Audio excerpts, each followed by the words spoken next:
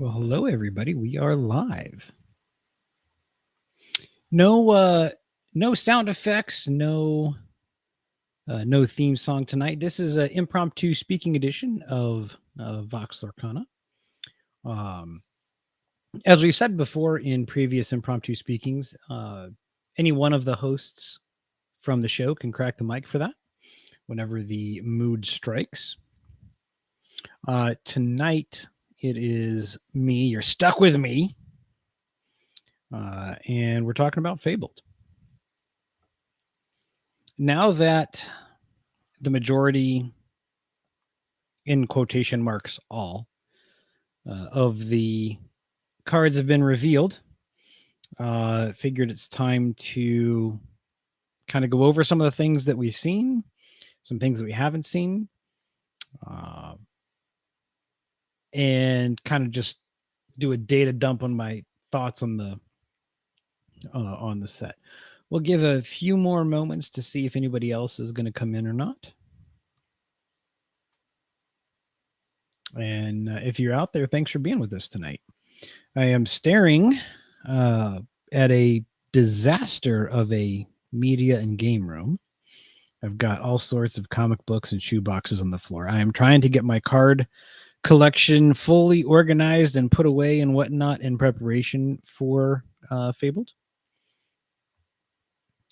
Part of what that means was deconstructing some old decks, resliding everything that had been pulled for those decks. That took a little while, figuring out what was part of my play set and what was going to be extras for the trade binder.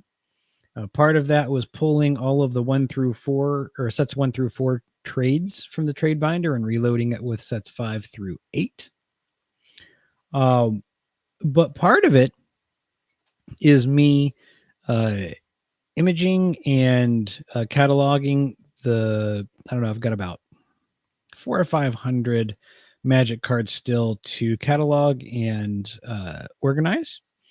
And then once that's done, I've got 12 shoe boxes of Magic ready to go into closet storage. We are done with that. Keeping my collection binder ready to go, and I may get some play sets of dual lands just to kind of keep consistent with that in case I ever go back to it. This is going to be my year to get back into Magic a little bit. At the very least, from a collection perspective, because between Final Fantasy and the Spider-Man sets and just future Marvel sets, I had some money set aside to kind of go hard into that. And then I saw the pricing and that it wasn't going to be a regular price, even though it was going into standard. And then we saw the lack of availability. And so now you've got market pricing instead of MSRP that's dominating. And then what really just broke me was the fact that there's going to be 6 sets going into standard this year. It's too much. It's too much. And so what was going to be kind of a return to Magic a little bit for me ended up having the opposite effect. And other than maybe 1 or 2 collectible cards here or there, yeah, we're done with it. So need to put those cards into closet storage, put my Lorcana shoe boxes where those Magic cards were, and free up a slot for the 5th shoe box, of which Fabled will start. And I'm looking forward to it. Not the cataloging and putting away of the Magic, although I'm kind of looking forward to that. Looking forward to Fabled. If you are a Fabled doom and gloomer, I am not one of your ranks. And that's not to say that I'm ultra high on it. I think Fabled is fine. It's fine. It has made a number of choices that I will say I don't understand. And we'll get into some of those here. And that's mostly on the set design aspect. The overall set skeleton, what was included for reprints, what wasn't, the new cards that we got and the design choices there, kind of all that as a whole. think there's some things that I definitely question or don't understand. I can't say that they're bad choices for a number of reasons. Partly because the set isn't even out yet. There's that. Partly because when I talked about earlier the set being fully released in air quotes or fully revealed, there's what 9, 10, 11. There's a handful of cards that we still don't know about. And we're just waiting on them to be revealed? Question mark? I'm not sure what's going on there, but yeah, we'll see those when we get them. At worst case scenario, early next week we're going to get the app update and see what all's in there. That'll be when we get everything revealed digitally, which will be great. Look forward to that. One of the things I find challenging about reveal season, and I think you've heard me say this before, when a card is revealed during reveal season, I see it, it's interesting, and then as soon as the next one's revealed, I forget about it. It's even worse with this set because we've got a smattering of sets 1 through 4 coming back. So it, in some ways, it's easy to forget because it's been, for some of these cards, a year, 2 years since I've even seen them. The shift target bell, not the shift bell, not the mystic one, but oh, the shift target bell in Amethyst. I forgot she was a card. I didn't remember that existed. The shift target Stitch that we're getting, I didn't remember he existed. So in some ways, it's sort of like a new set again. It's like seeing them for the first time again, but I've also already forgotten them. So I look forward to that app update just so I can kind of go back through and remind myself, oh yeah, we've seen this. Of the Enchanted, I know most of the Enchanted art that I've seen hasn't spoken to me. There's been a couple that I know I want to look into. Honey Wizard is one of them. There's another one that I remember seeing. Oh yeah, I think that looks good. I'll try to get that. I don't remember what it is. I don't remember. So either it's not important, it's not memorable to me, I don't need it. I don't know. I'm not sure that's a good thing, and maybe that's unique to me. Maybe I'm the only one that struggles with that. But I would like, as these cards are revealed, I wish there was a central repository, whether it was the digital app or otherwise, where they're consistently added to at least on a daily basis, so that we can go and take a look at what's already been revealed so far. So that's something kind of on a wish list for future release seasons. I do wish for future reprints that we wouldn't have to wait like we have been to find out what's being reprinted. It feels a little silly to me. And if the various outlets and content creators that have been revealing these cards are glad for them, then I am glad for them. But if memory serves, I don't think we saw a new card revealed by anyone other than either Ravensburger or the regular media. I don't think we saw a content creator reveal a new card. And that feels a little strange to me. Now, maybe these reveals that have yet to be done or that were kind of missed that we're waiting for, maybe that kind of points to Ravensburger doing it right. Maybe that was the right call, sticking with, the traditional media outlets to reveal their new cards because they wouldn't want a new card to be delayed or missed. And I think you've got a higher likelihood that, some of these, I guess I'll use the word professional media outlets, they're probably more likely to reveal cards when they are intended to be revealed. Less likely to forget, less likely to hold them hostage. I don't know what words you want to use, but we'll see. If you're out there and you want to join in the conversation, feel free to drop a message in chat. If you actually want to come in, I am open to having you chat on the air here. Hit me up in Discord if that is something you fancy, and we'll go ahead and bring you in to chat here on the. Is it a show? Is this a show? It's a stream. I hesitate to call Impromptu Speaking a show. Yeah. Okay. So let's talk. Where do we want to start? Let's start with, I guess we'll start kind of with recency. We saw some new enchanteds and epics today. I think one of them was Max.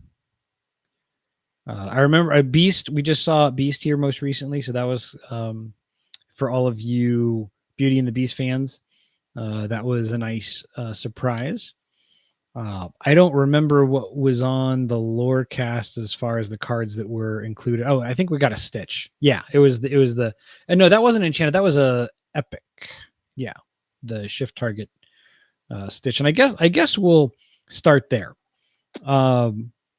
A number of people have been complaining about epics being unplayable. And over the course of the past 2 years, some enchanteds being unplayable. And the epics are kind of an extension of that. And in some ways, I agree with them from a competitive aspect. They're not the strongest competitively speaking. My personal preference is that I would prefer for enchanteds or above that the only rarities considered for enchanteds are super rare or legendary. And the primary reason for that, for me personally, is because I would want to use those higher rarities, the epics and enchanteds, as tools to hopefully depress the value of the base copies of those cards to just make them more affordable for people. If you want the shiny, then let collectors, let the shiny collectors and max rarity people go after those and leave more of the base copies for the rest of us to buy. Frequently, when we've seen this in other games, when you've got shinier copies of rarer cards or cards at higher rarities, then those shinier copies, those collector copies, they hold the premium, and then the base copies become a little bit more affordable. I would expect that to hold the same here if that's what they did. I am obviously not Ravensburger, and their goals and needs are different than mine. It's also true. You've heard me say this, and I am quoting Mark Rosewater from Wizards of the Coast, lead designer of Magic for decades at this point. Every card ever made is somebody's favorite card. So take the Stitch that was revealed as an epic today. Is that the most playable competitively speaking? Perhaps not. But there are plenty of people that love Stitch. And regardless of how strong that card is in a competitive setting, those fans will be happy to have a shiny new Stitch. For the people that love that art specifically, that iteration, that version of Stitch, they'll be thrilled to get a collectible version of that card. So just because it doesn't speak to my specific needs, just because it doesn't speak to the needs and desires of people looking to go max rarity or play them competitively, doesn't mean that it doesn't have a place. Doesn't mean that it is a wasted slot. I think there's different perspectives that can be had, and I understand where those players are coming from. From their perspective, it is wasted, but they're not the only ones to consider. There are a wide range of players that engage with this game, and all of them need to be considered when making a product like this, especially with rarities and new things that we haven't seen before. So I think that's kind of my first, take of the day really is much of the shiny that I've seen doesn't speak to me personally, and that's okay. It doesn't need to, doesn't hurt me. Glad for the people that like it. Um, it may hurt some things financially, and that's kind of the one, I guess, objective uh, way that I can speak about it. Uh, let's go back to, it was either set 3 or 4. Whenever the wall was printed, it was location gets an enchanted version. If you ripped that enchanted as a case hit, you were not happy, at least not from a financial perspective. I believe that card remains the lowest value enchanted that we have seen from a kind of open market value perspective, TCG mid or whatever it is. And if we don't know exactly how, we don't know exact rare distribution or frequency for enchanteds. It's roughly one per case, one per 96 or 100 packs, somewhere in there. Maybe more. Maybe it's more closer to 120. I don't know.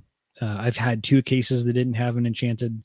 Small sample size, anecdotal evidence. But yeah, I would just say, for the purposes of discussion, 1 per 100 packs. We know that epics will be more common. So is that 1 per 50 packs, 1 per 2 boxes? Is that 1 per box? We don't know.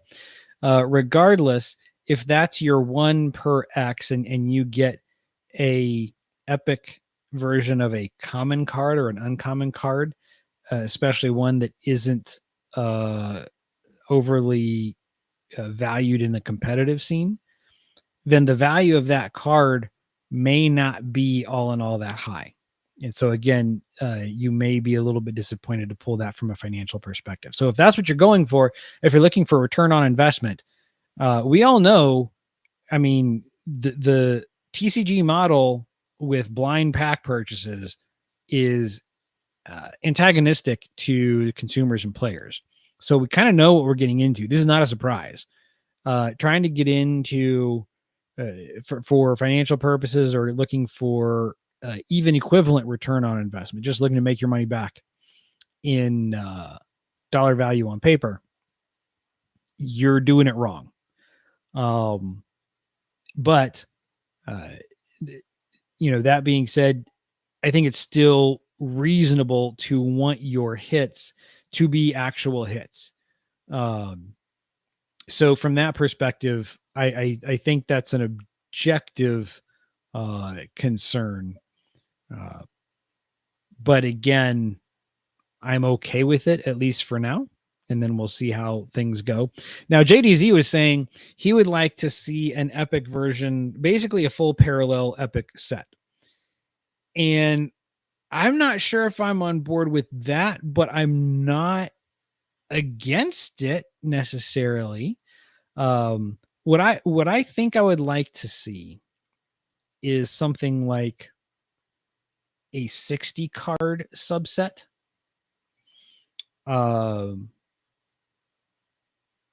So yeah, somewhere around and maybe it's just a blanket every rare and above, maybe something like that.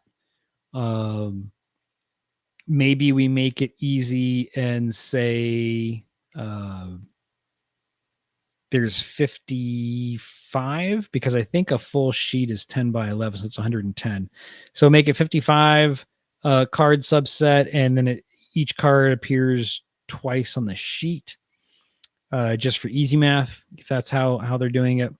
But somewhere between, I would say, 55 and the full set to have epics. And if they're going to do that, then I would want to see 1 per pack. The base foil parallel set is fine-ish, I guess. it's not for me. I don't find it that exciting, and I do my best to not play any foils in my deck. And in fact, for my play sets, I prefer not to have foils. Partly now because, well, there's two reasons. For the old foils, for the cold foil method, they were a little dark. They weren't the art wasn't very visible oftentimes with those, or was less visible. With the rainbow foils and the foil process they're using now, they're much more visible. I think they look considerably better, but they also have a higher likelihood to pringle. And I don't want to have to deal with that in my decks, especially since out here in the desert where I live, it is almost a guarantee that wherever that foiling took place is going to be well more humidified than here, which basically guarantees pringling by the time the stuff gets out here. So, yeah, I don't play foils in my decks. I don't want them in my play sets. I like them for collection purposes, but that's really about it. But from a pack opening experience, that's kind of the reason I want that either 55 or 60 card subset, or even the full epic parallel set. I think the epic frame looks just a little nicer. And so from a collection perspective, I would be more likely to try and collect those full sets than just a regular foil set. I also think that if you have 55 or 60 and there's one per set, there's a little extra pizzazz to the pack opening experience. I think we've seen something like that. I know we've seen it with Magic. I think we've seen something like that with Pokemon, with the reverse foils. Is that what it is? But nonetheless, I look forward to getting the epics. I think for this first set, I want to collect all of them.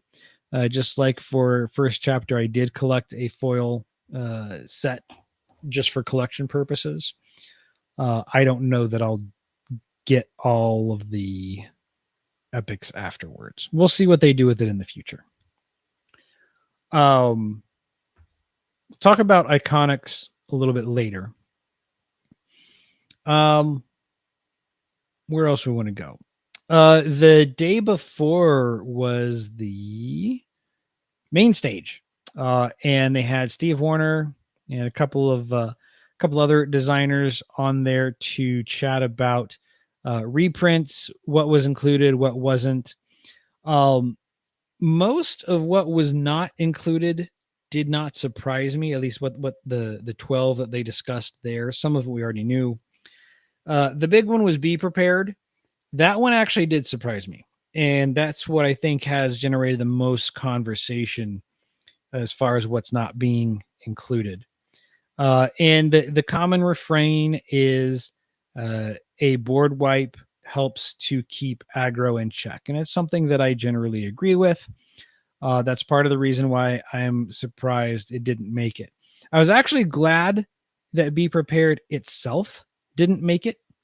I have long been one who laments the fact that Be Prep can be sung.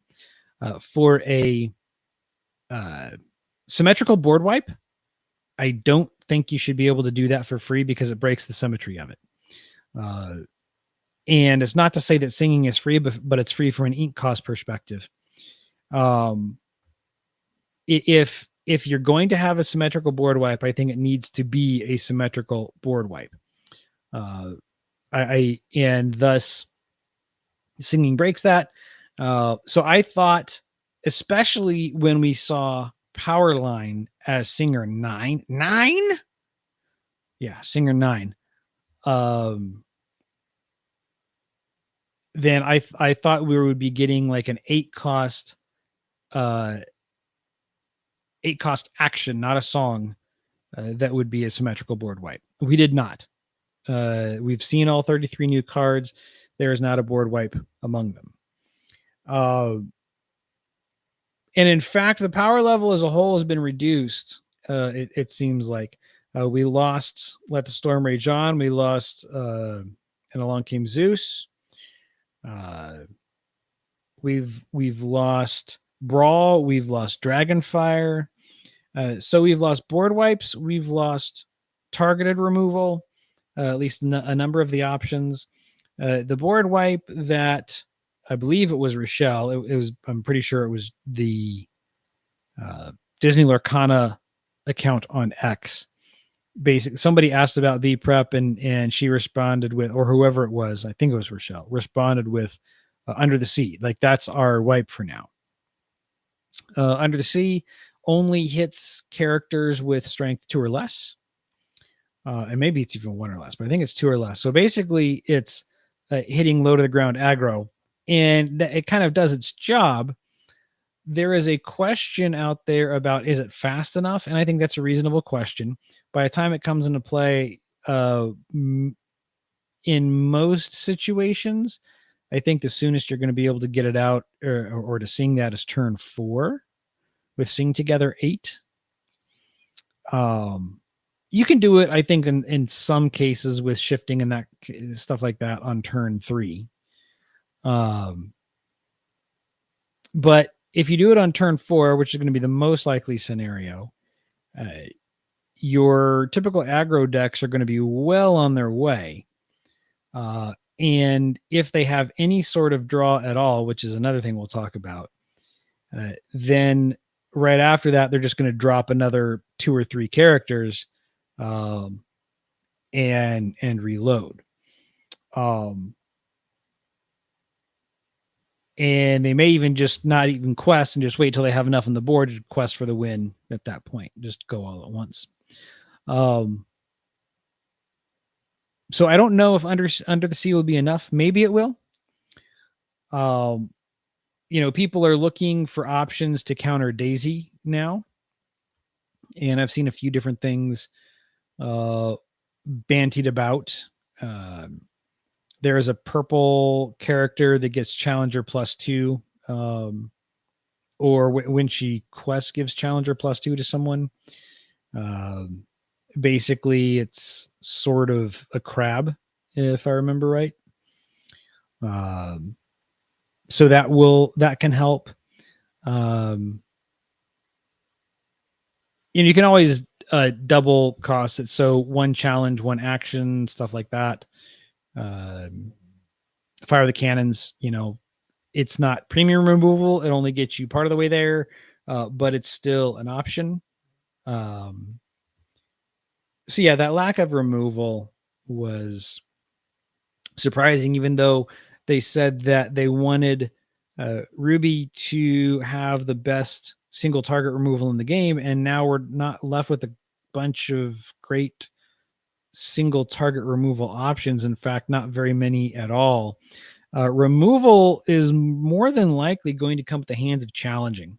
I think that's really what we're looking at in this set. And that's okay. I actually like that, to be honest.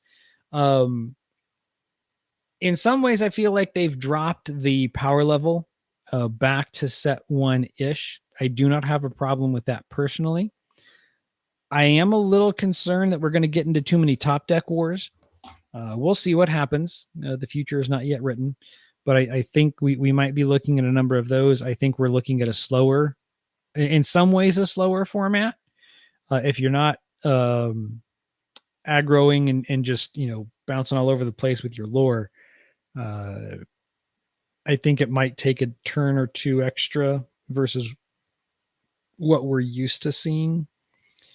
That might be wrong. I'm not sure about that. But yeah, definitely lower power. One of the justifications they gave for cards not being included in reprints is, these are cards that have already kind of had their day in the sun, and that's true. And so I agree with rotation being something that helps refresh the format. I think I have a different philosophy when it comes to rotation. They're saying we're going to exclude these cards because they've had too much play. And the way I would look at it in a reprint set is not what are we excluding, but what are we including? What cards do we need? Do we feel that the environment needs from a balance perspective, from a theme perspective, uh, to make a variety of decks viable and successful, and to have a balanced environment? I think, in my mind, that's the better first question to ask. And to be fair, memory serves, it was Ryan Miller said that was part of their process. Uh, I think it should have been a bigger part of their process, because what we've seen is a list of cards included in reprints that it's lower power, it's relatively safe. Um, you know, you've got Maleficent Dragon, which is a 9 cost. It's not going to get played a ton. Um, I shouldn't say I should say it's not going to get played to the board a ton. It may be included in decks. You've got Stitch Surfer, relatively safe. You've got Rockstar Stitch, relatively safe. Um, Now those two in particular, those two Stitches, I think are good inclusions because uh, Amber didn't get Rapunzel, which was their primary draw option. Um, Yellow needed something. Julieta is not it, fam. Julieta is not. I mean, she's budget Rapunzel. Yeah, she's she's super budget Rapunzel. Um, yeah, that she is not the same. That doesn't get it done. Um, it's a okay inclusion, I guess. Like it's an option. But that's not the draw that Amber wants. The two Stitches can kind of fill that role.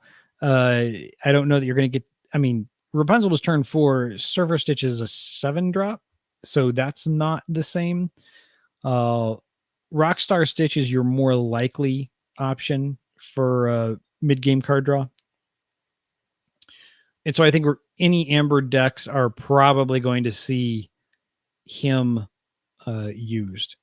Um, so for those two, that's kind of the answer. What does Amber need? Well, Amber needs some kind of card draw. Let's give them these. Okay, cool. I can respect that. And then you get a card like Coconut Basket. Um, Other than my friend Emily, and then in one other deck I played it not as a meme, but it was just a total theme deck. Uh, Nobody that I know plays that card. It is not a very good card. I don't know that we needed that reprint. I don't know that the environment needed that card. Um, and I can say that about a number of cards that have been included. Uh, on the one hand, if you're looking to refresh the meta and rotate things out, then they want to rotate things out. The primary directive then is we're rotating out, we're getting rid of stuff. So again, if you're not going to rotate something out and you're going to reprint it, there has to be a good reason, and that reason can't be, in my mind, well, it didn't have a proper chance to shine. um I think it has to be stronger than that. Look at the Sing Together cards. A Pirate's Life gets reprinted. I don't understand why that one got reprinted, other than, well, we're reprinting a cycle of them. Why? What we don't need the cycle of them. I don't know that we needed any of them. I would have been perfectly fine. I think most people would have been perfectly fine with them being rotated out. I don't know that the current environment wants or needs those cards. Um, Now maybe they'll be played because there's just not better options. I do wish there was better options. Things that we haven't seen that uh, I wonder if the environment needs a brawl or a dragonfire, some kind of Ruby better single target removal option. I wonder if one of those could or should have made the cut. Yes, they've seen play. No, I don't think it matters. In Amethyst, Friends on the Other Side, I think Friends is, in my opinion, Friends is the I guess prototypical, stereotypical purple card. It embodies what one of the things that Amethyst does. I think it's fine. I've never had a problem with that card existing, and just because it's seen a ton of play doesn't mean it shouldn't continue to exist. And if not that, then something else that is similar to it. Now I realize they said they don't want to do a bunch of functional reprints because that impacts Infinity. I can appreciate that. I don't disagree with that. I'm on board with that. But the environment still needs to function. And if we get to a bunch of top deck games, that's not a particular contest of skill. That's I guess a contest of deck building skill with a little bit of luck thrown in. But it doesn't take a lot of skill to draw a card and play it because it's the only card you have. And especially when you include Sudden Chill with a max legendary or a super rare legendary, can't remember, the one that lets you recur and replay skills from the discard pile. Having Sudden Chill but no Friends is crazy. Now maybe Friends is one of the cards that has yet to be revealed. That's possible. So we'll see. But I am thoroughly shocked that we haven't seen that so far. So that's kind of my philosophy. Those are the types of things that don't make sense. The legendaries I think are mostly okay-ish. Again, the Dragon Mal, I'm not sure that I understand that. And maybe it's just because it's kind of iconic, not a rarity iconic, but the character is iconic. Maybe they're trying to give people an opportunity to get that card that didn't get their hands on the first chapter or weren't around at that time. You're a newer player. Okay, fine. I can respect that. But if we were trying to give them reprints and give these newer players reprints, the cards that were reprinted could have been obtained fairly easily, either through trades or through the singles market. So I'm not entirely sure why they felt that more supply needed added, and unless they know their numbers, unless their numbers for first chapter and other similar sets. Well, we know set 3 was printed into the ground. I think we're still going to get those as stocking stuffers this year at the holiday season. But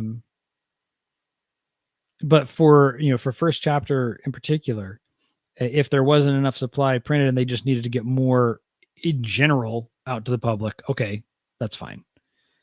But yeah, these are some of the types of questions that I have from a design perspective, and from an overall set design perspective. I don't understand the choices. I don't understand the direction of the set as a whole, other than reprints. It doesn't quite make sense to me. Now, the newer cards, or not newer, but the new cards that we got, the 33 new ones, most of those I'm on board with. I'm okay with what they said on the main stage about giving Ruby Singer and why they gave it to Ruby. I'm okay with that. I think Powerline is a bit too aggressive for my tastes, especially that Singer 9. that I get it. I understand the thematic purposes. I understand from a design perspective, sometimes you want to push those featured cards. And by push, I mean give them extra stats beyond what they might normally get at a rarity like that. Um, so I'm concerned with just how strong that card could be. I think it's a law of unintended consequences type of a thing. Uh, this brings us back to the discussion about Bucky in some ways. And I'm not saying that Powerline is Bucky. That's not it. But what Bucky did, or one of the things that Bucky did, is it placed artificial caps on just how strong Floodborn characters and shift targets could be. Not targets, but shiftable cards could be. Because with Bucky being as it was, you can't have Bucky plus super strong shiftable characters. That ended up being what they had with Diablo, and then the problem was realized. With Bucky being what he was, and especially with the Infinity being in existence, he was always going to be a problem. Powerline sort of is a situation like that where with Singer 9 that can come into play on turn 4, you have to now be careful of how strong your cards are at cost 9 or less, and almost all of your songs are going to be 9 or less to sing. Almost all your cards in general are going to be cheaper than that. So that's really where my concern with him is. I was going to be concerned if he was also in the meta with Be Prepared. So I'm glad to not see Be Prepared specifically because of that, because of Powerline. But yeah, in any song now, I feel like they have to watch. I think there's got to be a ceiling on how powerful songs can be. And in some ways they sort of agreed with that. Singing in itself is the most powerful mechanic in the game. And just by the nature of, we're not getting a whole new world, we're not getting Storm Rage On, we're not getting some of these other singable cards that were very powerful. And especially in the case of Let Storm Rage On, it also replaces itself, which was the ridiculous part of that card. They're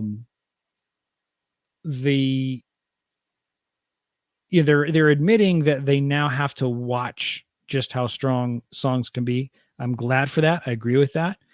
Powerline is another reason for that, because Powerline effectively says I can sing whatever I want.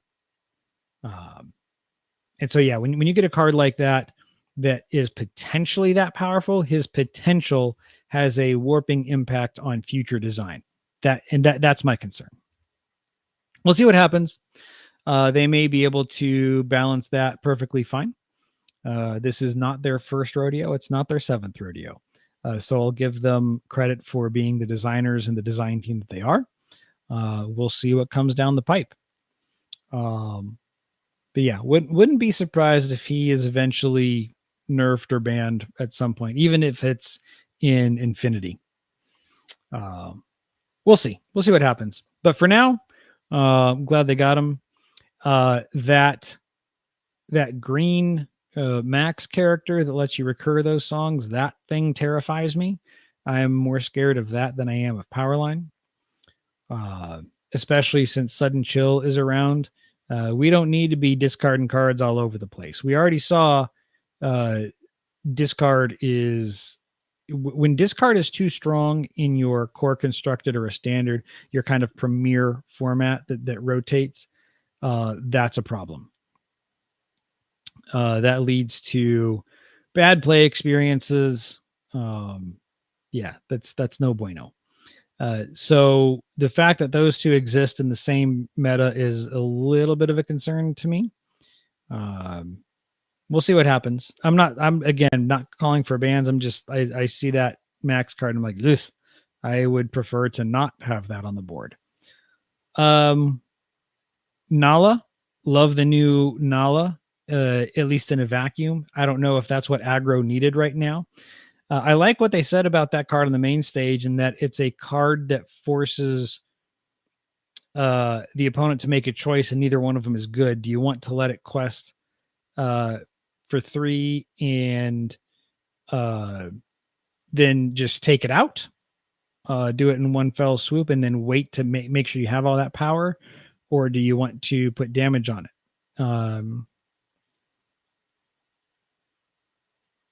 So we'll see how that plays. I love the new Aurora. Love that. That's the kind of card that I think is wonderful for a set. The new Beast along with it, so you can play a royalty deck, not just princesses specifically, although Aurora into Tiana or Aurora into Shift Aurora, both are very valid play lines. I already have a princess deck. I will modify it to be uh, core constructed compliant once rotation happens. Right now, I run Amber Ruby princesses. I will probably shift to Amber Sapphire princesses. I'll need to take a look and see what sets the cores are from, the sensor cores. As long as those are in sets 5 and or 6, I'll play those. So yeah, very excited about those cards. For the people that love a Goofy movie, I am very excited for them. I saw that movie recently. I fulfilled my promise to Eric Schweitzer and to the Muses. I do not know that there will be an intentional rewatch of that for me, but I do not regret watching it. It doesn't speak to me as a whole. I can understand why others enjoy it. I'm glad that these cards are out there for them. I look forward to seeing the joy that they get from playing those cards, putting them in their collection. That'll be fun. So yeah, the new cards I think are interesting. I look forward to those. And I think between the new cards and new options that we got, plus addition by subtraction that rotation will give us, I think we do have some new decks to build. I look forward to those. I am currently afraid that too many of them will be of the aggro variety. And I don't know that that's great, but it's also remains to be seen. Like people are creative, people are skilled at deck building.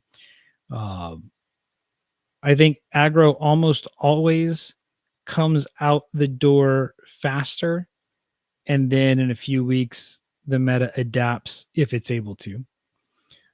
Some people are afraid that we are heading into aggro fall, and I can see that concern. I'm not sure if that's what will happen. If it does, okay, that's honestly, I'm okay with it. So part of the reason I say the sky is not falling, um, this feels like a reset. This feels like, again, they wanted an onboarding point. That's kind of what it feels like to me for newer players. A sort of core set, if you will, but not quite, because this has more reprints than what we would see in a Magic core set of old. Again, the core set is a term back to Magic. But what I think they're doing, or at least what they have done, I don't know if this was intentional or not, is they've removed most of the negative play experiences and the bad feels that people had early in the sets for, set 1 and 2. Your Be Prepared, even a Whole New World can be a little rough because players would see cards that they were very excited to be about to play, and then now they're in the discard pile. Your discard strategies, they got rid of most of those, and what they're basically saying is we want people to not just play characters, but enjoy seeing those characters they work so hard to get on the board, continue to see them on the board, and see them do something. So they stripped away a lot of the removal and the discard and those things that would prevent you from either playing those cards or seeing those cards remain on the board and enjoy them doing something. Uh, that also leads to the challenger removal mode or model. Not challenger, but challenging to get rid of cards. Um, I jokingly say it is Disney Lorcana as Steve Warner intended, where the focus is on the glimmers or the characters, and they are questing and challenging and for the most part settling the game themselves rather than relying on actions or items. Um, so I look forward to that. I think that's a good thing, to be honest. I do wish we had a little bit more card draw uh, across the board. I think many of our options that we were using are gone, and we need something to refill our hands. I've already said top deck wars are not super exciting or skillful, so I don't want to see games devolve into that. But as long as we can avoid that, I think it's fine to have characters face characters and quest down or challenge them or do whatever they're going to do. I'm okay with that. And I'm okay with that if that's what we have for even a couple of sets. What I just hope is that even if we even if it's primarily aggro now, that we don't get it from more than a set. I hope that set 10, Whispers in the Will, gives mid-range and control more options. Uh, I am not a control player. Um, I do not aggrieve those who enjoy the control archetypes. I think control needs to exist just like aggro and mid range need to exist. Um, but I think for a set like this, it's okay for control specifically not to be as prevalent. Let characters stay, let them fight, let them quest, let them banish, and that's perfectly fine. Um, we'll see what set 10 holds. If we get more of the same out of set 10, I'll be a little bit concerned. What I don't want to see happen is what we had back in set 2 and early set 3, where it was one deck. It was Amethyst, Ruby, Control, basically dominated the scene. The mirrors were very skill intensive, which is great. But my word, what a slog to play through, what a slog to watch. When you see the fifth mirror match, I don't know that I need to see more. I understand what the cards do. Um, it's interesting to see how the players navigate different situations and scenarios, but I feel like after a while it just gets stale. I want to see more. I want to play more. I want to face against more than that. So, for a season, for one meta, one set, if it's mostly aggro, not an issue, we'll survive. If it's more than one set, I will have some concerns about that. I'm also, on the flip side of that, not concerned about Ravensburger doing something. I do believe that if they see a situation like that where there are problem cards causing a stale environment, that they'll act. We saw that with their bans in Sapphire. Um, the card I'm most curious about right now is Daisy. We'll see if that's a problem. When she first came out, people thought, "Oh, it's aggro and nothing," and they were just figuring out ways to run wild with her, and then it didn't happen. The aggro was basically nowhere to be seen when she first arrived. People tried it, and it wasn't working, wasn't consistent enough. One of the problems with Daisy-based aggro decks right now, or facing them, is there's not great options to get rid of her, to get rid of Daisy. And the drawback to Daisy is no longer all in all that punishing because we don't have great draw options. So as an opponent, if you're facing Daisy, you're okay with getting that one card. If you're playing Daisy, you're probably okay with your opponent getting that one card because there's probably not a great amount of draw that they're going to be able to get to. So the fact that your opponent got an extra card isn't as concerning because the odds of them getting even more cards early game are lower. So while it was a drawback before, because you can figure you're going to give Daisy's going to give them a card and then they're just going to draw one or two or three or four more on their own. That's not a concern now, or not nearly as concerning. It's less likely to occur. And so you can feel like you can play Daisy more freely. So I am curious if she's going to be a problem card. We'll see. The reprinted Sisu in human form, she can munch some cards. She can munch Daisy. She can munch Tiana. But what can happen is you play Daisy turn one, or not Daisy, Aurora. Excuse me.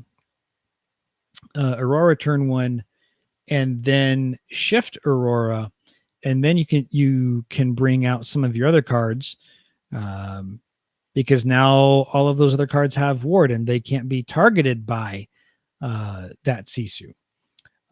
So it's not a be all end all, but it's at least one answer. But again, because of what doesn't exist, and now with the new Aurora combined with Shift Aurora, I do wonder if cards like Daisy will be a problem. We'll see. We'll see what happens. That's kind of my thoughts on overall on Fabled as a set design. Like I said, I have some questions. I don't understand what they're doing all around. I'm reading into some of their stuff, and I'm not sure if the results were intended or just a happenstance of the choices they made. I would love to get some more detailed answers about specific cards, why, and again, not necessarily why were things left out, but more why did things make the cut? Why were things kept? Again, why is coconut baskets in there? There has to be a reason. I would like to know a reason for cards like that, that I'm just not sure were needed. Now, maybe they're saying, well, that's kind of a pseudo replacement for the items that didn't get brought in, like Popsicle or Fishbone Quill. Okay, but do we really think Sapphire is going to play that? People just aren't going to play Sapphire items like that. That's what's more likely. So yeah, I would love to know more. It's not for, I cannot say that they made bad choices. I just would like to understand more why they made the choices that they did. And at least if I can see the logic in it, okay, fine. But until then, I've definitely got questions. I think the decisions they made are questionable. From a marketing perspective, I've got more than, I definitely have some criticisms about that, and I'm going to see if I can bring on a image. Let's go ahead and let's see, window or screen, and I want, is that it? Nope.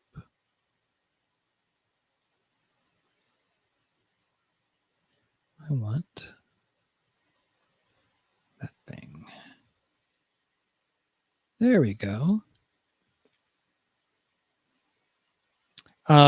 This image here, this Disney Lorcana trading card game Fabled image, coming in Q3 2025. It's coming up. It's coming up in a couple of weeks. Let me adjust this back down. Can I minimize? Yeah, there we go. Perfect. I'm just confused about basically everything in this image. When they first showed us Fabled and we got this image, I was super excited for it. The welcome to the story. How much could they do? Are we getting kind of back to the future type stories where they're giving us historical stuff that led to the land of Lorcana that we know today? So are they kind of catching us up to the present or the future with this?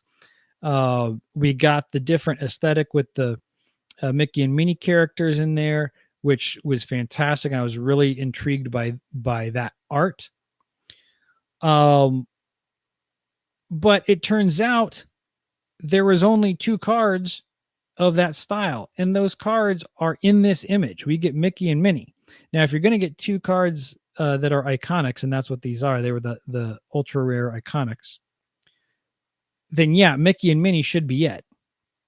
And from a marketing perspective, I don't even think that's questionable, because this is Disney's product. The mouse ears are the logo, right?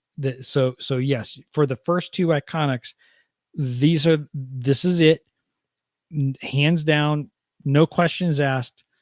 You can push back and you'll be wrong. From a marketing perspective, yes, you do want those 2 to be your iconics. The problem is, but that was it. That's all we got. And so we were excited over this set to come. We were, jazzed about what Fabled could be, and we didn't get anything. Instead, we get Powerline, and I'm glad for the people that got their cards from a Goofy movie. Genuinely excited about that. What I want to know is what any of what they did outside of those 2 iconics has to do with this art, this image, with Welcome to the Story. What is the story? I would love to know what the story is. What's the story? Now, I can give you maybe a 2-sentence synopsis about the general what's going on with each set. That's not a story. I do not agree with, well, you can learn the story from the cards. Okay, yeah, I could, but I learn the stories better by reading them or watching them. So I would love to get the story kind of from the beginning to now recapped. Give me a written actual story, whether that's a short story, a novella. I want more than a couple paragraphs vignettes too. Give me some meat on that bone to chew on. You want to welcome me to the story? Well, give me the story to welcome me to. What is it? Fabled. Why Fabled? As far as I know, the only thing that's fabled are the iconic cards, which are fabled to exist, but for most people won't because they're too rare or too expensive. Now, we don't know the specific rarity of them. We know they're going to be more rare than Enchanteds. So I'm speculating 1 per master case. So 1 per 24 boxes, maybe more frequent. I don't know. 1 per 2 cases, 1 per 4 cases. Still, they're not going to be that common. And speaking of not going to be common, if you're interested in a Fabled product, my guidance to you is buy sealed product as soon as you can. Buy it while you can. Buy it when you see it. Fabled will sell out, and I think it will sell out fairly quickly. I think stores are going to be hard pressed to give out enough or have any Fabled product on hand to give out as prize support. I've already had 2 stores locally warn me that one of them got slightly allocated. They're getting 2 boxes less than their pre-order, so minimal, but still an impact. One of them said that their distributor, they've got 2 distributors. One of them, their secondary one allocated them. Their primary one just stopped advertising availability of Fabled, which is usually an indication that they're running low on supply or won't have much to go around. So yeah, I think your best bet, if you want Fabled sealed product, buy it release weekend, buy it as soon as you have the ability to, because once it's gone, it's gone. Well, that's not necessarily true. They can always do you find some availability to printer for a small reprint of Fabled. Um, but for the most part, I mean, I don't think we're looking at a major windfall uh, in a month or two of Fabled sealed. I think it's going to sell out um, between a lack of supply and people interested in those new rarities.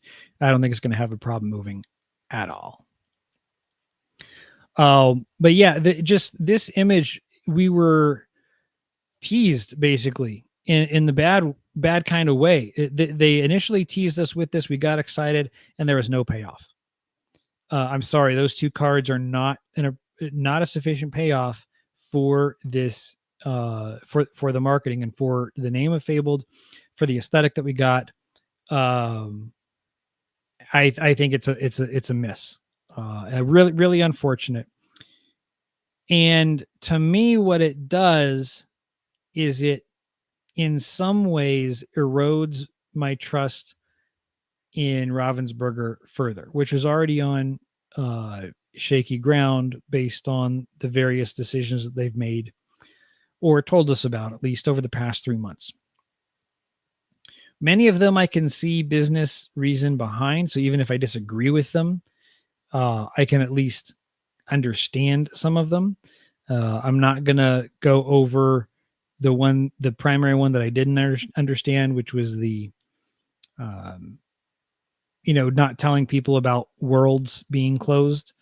Uh, that of course is the big one, but something like this where they give you a marketing campaign or image, you trust a company, any company, to give you what that seems to represent, and instead everything that Fabled represented is here, and the name itself doesn't even apply to the set. There's no story through line as far as I can tell. There's no updated art in this style for the new cards, or the reprints, which is another gripe that some people have.